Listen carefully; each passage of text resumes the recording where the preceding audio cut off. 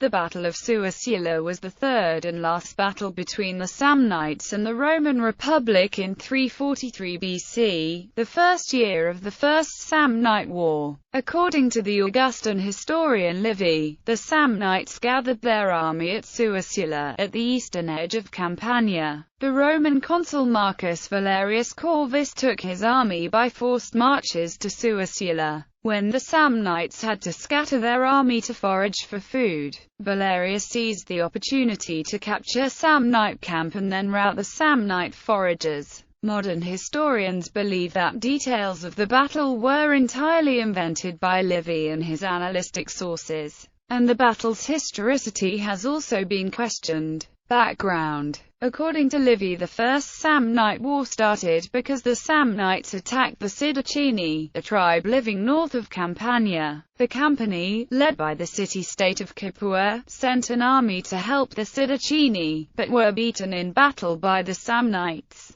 The Samnites then invaded Campania and won a second battle on the plain near Capua. Facing defeat, the Campani appealed to Rome for aid. The Romans, despite having a treaty with the Samnites, agreed to help and declared war against the Samnites. The two Roman consuls for 343, Marcus Valerius Corvus and Aulus Cornelius Cossus, marched each their armies against the Samnites. Valerius led his into Campania and Cornelius his into Samnium. In Campania, Valerius won the first Roman victory against the Samnites in the Battle of Mount Gaurus near Cumae, while Cornelius in the Battle of Suessula turned a near disaster into a second Roman victory thanks to the heroism of Publius Decius Mus. The battle. Livy, who was the only source for this battle, writes that the Samnites, even after two defeats determined to achieve victory, brought their whole army to Suessula. When news of this reached Valerius from Capua, he detached a strong force to protect his camp and baggage, and proceeded by forced marches to Suessula. There he established camp close to the enemy. Since he had not brought any baggage or camp followers, his camp was much smaller than normal. The Samnites formed battle lines and marched towards the Roman camp, believing there would soon be a battle. When the Samnites learned from their scouts of the small size of the Roman camp, they believed only a small Roman force were opposing them. The Samnite soldiers wanted to assault the Roman camp at once, but were restrained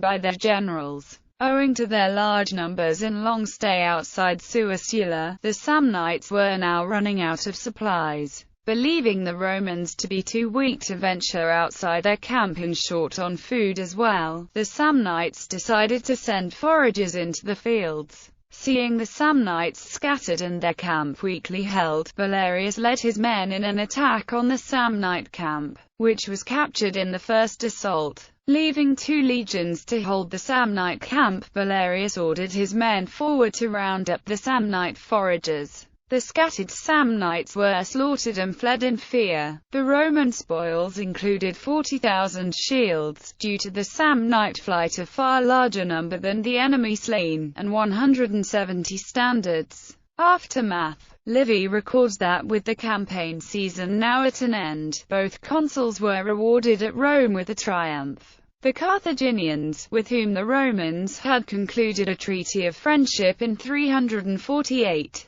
congratulated Rome with her victories by sending a golden crown weighing 25 pounds for the temple of Jupiter Optimus Maximus. The Fasta Triumphales record that Valerius and Cornelius celebrated their triumphs over the Samnites on the 21st of September and the 22nd of September respectively. Little fighting occurred over the 2 next years. The First Samnite War ended in 341 with Rome and the Samnites renewing their treaty and the Samnites accepting the Roman alliance with the Campani. Modern views. Modern historians have doubted the historical accuracy of Livy's description of this battle. Livy's battle scenes for this time period are mostly free reconstructions by him and his sources, and there is no reason that this battle should be an exception. The amount of spoils taken and the Samnite losses they imply have clearly been exaggerated. Edward Togo Salmon suspected Valerius of victories in 343 could be doublets of Roman operations against Hannibal in the same area in 215. Since the testimony of the faster triumph fails require some degree of Roman success in 343, Salmon therefore proposed that there was only one battle in 343, fought on the outskirts of Capua near the shrine of Juno Gaura, which Livy or his source has then confused with Mount Gaurus.